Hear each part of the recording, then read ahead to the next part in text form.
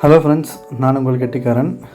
அருமையான ஒரு snacks recipe வாங்க எப்படி பண்ணுறதுன்னு பார்க்கலாம். இது சேர்த்துக்கு 5 கிலோ ரவை எடுத்திருக்கேன், நாகா ரவை. இது எல்லாத்தையும் பிரித்து இந்த மாதிரி ஒரு பாத்திரத்தில் கொட்டிக்கோங்க.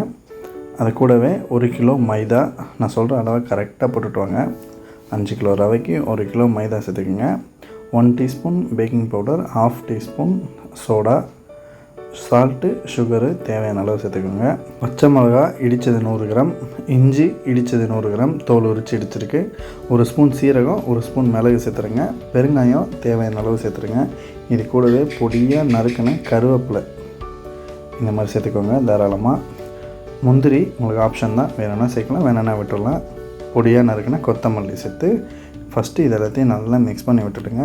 இதெல்லாம் நல்லா மிக்ஸ் பண்ணி விட்டுட்டு இது கூடவே 5 கிலோ ரவைக்கு 5 லிட்டர் தயிர் சேர்க்குறோம். ஈக்குவல் குவான்டிட்டி தயிரும் ரவையும் தயிர் சேர்த்து நல்லா மிக்ஸ் பண்ணி விட்டுடுங்க. மிக்ஸ் பண்ணிவிட்டு இந்த மாதிரி ஸ்டேஜில் பொடியாக நறுக்கின வெங்காயத்தை இது மேலே சேர்த்து வெங்காயம் மிக்ஸ் ஆகிறது மட்டும் கொஞ்சமாக மிக்ஸ் பண்ணி விட்டு அப்படியே இதை ரெஸ்டிங்காக விட்டுடுங்க. இந்த மாதிரி ஆனதுக்கப்புறமா 1/2 ஹவருக்கு மூடி போட்டு சைடில் வச்சுருங்க. 1/2 ஹவருக்கு அப்புறமா எடுத்திங்கன்னா நல்லா ஃப்ளோவாக இருக்கும்.